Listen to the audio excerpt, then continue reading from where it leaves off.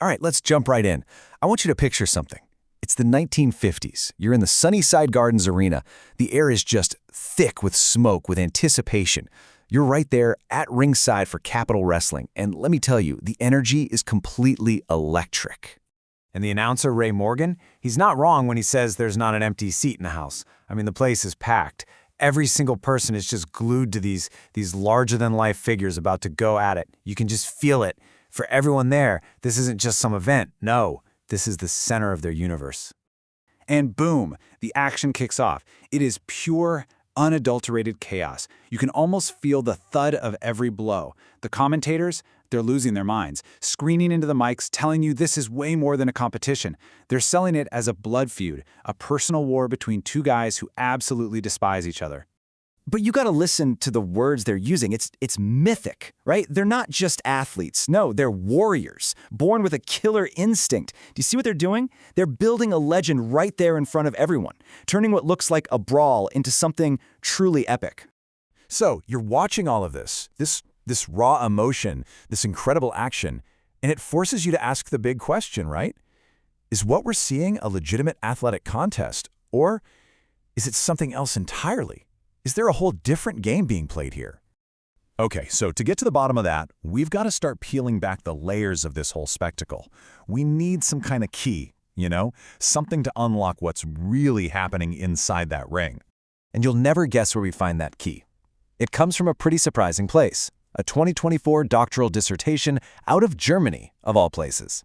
This deep academic work, it really digs into the art of American pro wrestling. And trust me, it gives us a completely new way to look at everything. So the dissertation rolls out this absolutely brilliant idea. It calls wrestling a revisionist sport. Now, what does that mean? Well, the idea is that wrestling isn't trying to be a real sport and just failing at it. Not at all. It's actually a super unique kind of theater that just borrows the language of sports to tell incredible stories. And wow, that one little idea changes everything. It just completely reframes the whole conversation. Suddenly, the question isn't, is the fight real? The real question becomes, is the story any good? And that right there is a total, fundamental shift in how you watch it. Okay, so if it's a story, then every good story has a structure, right? There has to be some kind of hidden script guiding all that chaos. Do you remember that wild, what looked like a totally unpredictable brawl from the beginning? Well, turns out it's not nearly as random as you'd think. This research shows it's actually meticulously crafted. It's got acts, it's got rising action, a climax, all the beats you'd find in a great play.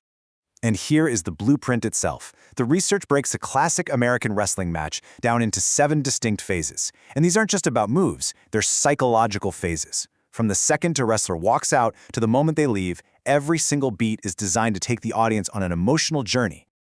All right, now for the really cool part. Let's put this theory to the test. We're going to take this academic framework and lay it right on top of that 1950s match we saw. Let's see if the hidden script actually holds up in reality. Okay, let's look at phase 2, what's called the shine. This is the moment where the hero, the babyface in wrestling lingo, just looks amazing. They're faster, they're more skilled, they're just running circles around the other guy. The whole point is to make you, the audience, fall in love with them and get right on their side. And there it is, right in the commentary. You hear that? Beautiful technique. His opponent is chasing shadows. That's it. That's the hero in his shine. He's making it look easy, totally dominating. The story is playing out exactly like the blueprint said it would. But of course, a good story needs conflict. So next comes phase 4, the heat. This is where the villain, the heel, does what villains do best. They cheat. They take some kind of shortcut, get an unfair advantage, and now they're in control. All of a sudden, our hero is in real trouble, and you can feel the mood in the crowd shift from excitement to worry. The drama's cranking up. And just listen to this. The commentator paints this villain as an absolute monster. He's loading up, looking like he's about to put his opponent away for good. It's menacing.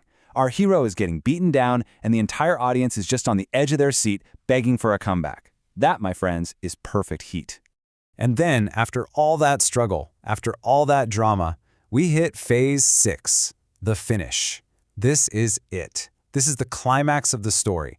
The hero has to dig down deep, fight back from the brink, and somehow, against all the odds, find a way to win. It's the huge emotional release that the whole match has been building towards. And bam, there it is. The hero hits his big move, goes for the pin. 1, 2, 3, he's done it. The commentary just explodes. The good guy wins, the story gets its resolution, and the crowd is going absolutely wild. You see, this 7-phase structure, it's not just some dusty academic theory. It was playing out live, right there in the ring. So, okay, we've pretty clearly established that wrestling follows a script, but here's where it gets really fascinating.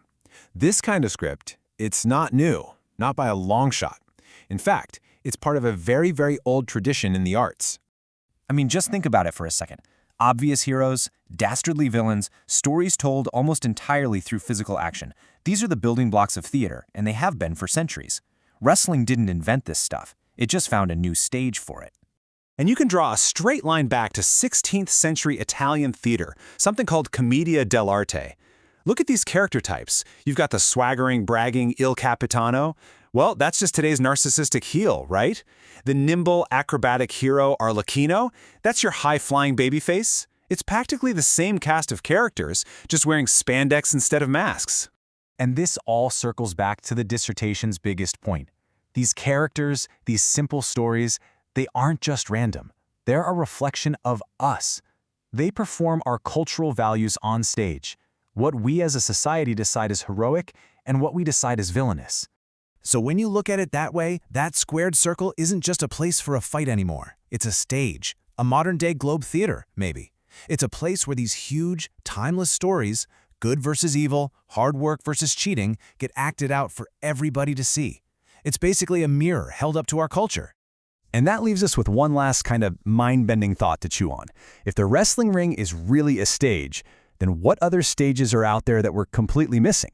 What other parts of our world are secretly performing a story right in front of us that we just haven't learned the rules to yet?